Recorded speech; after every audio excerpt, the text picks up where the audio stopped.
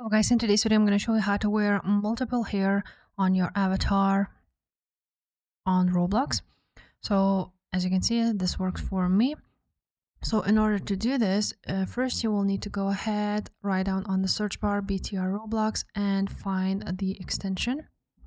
Once you will find it, you want to go ahead and add it to your browser. So I already have it right there at the top. And here it is how it looks like.